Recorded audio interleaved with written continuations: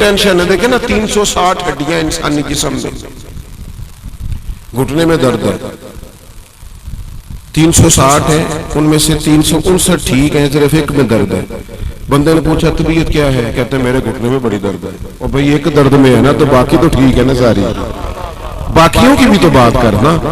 ہم کیا کرتے ہیں؟ ہم کہتے ہیں ذکر مصطفیٰ کے لیے, میلاد مصطفیٰ کے لیے, وہ پیر صاحب آپ کو تو یہی کام ہے, تو ہم تو بڑی آزمائش میں. میں آپ سے عرض کروں گا اگر یہی والی سوچ صحابہ کی ہوتی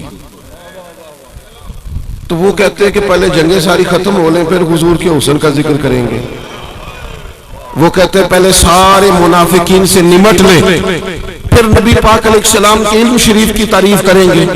وہ کہتے ہیں پہلے سارے دکھوں سے گزر جائیں پھر ہم بتائیں گے کہ نبی پاک کی زلف کس طرح کی تھی. لیکن انہوں نے اس طرح نہیں کیا, اس طرح نہیں کیا. بدر کی جنگ بھی ہوتی رہی اور حضرت انس بن مالک سویرے ہمیں یہ بھی بتاتے رہے کہ رات میں نے حضور کو دعا مانگتے بھی دیکھا ہے, جنگ کرتے بھی دیکھا ہے. اور یہ صحیح بخاری مسلم میں حدیث موجود ہے, کہتے ہیں لوگوں یہ بھی میں نے دیکھا ہے, لوگوں میں نے دیکھا ہے کہ نبی پاک علیہ السلام نے رات کو ہی چھڑی سے نشان لگا دیے تھے کہ سویرے ابو جہل یہاں مرے گا, سویرے عتبہ عتیبہ یہاں مرے گا, اور کوئی غیب تم سے نہا ہو بھلا جب خدا ہی نہ چھپا رہا, تم پر کروڑوں درود.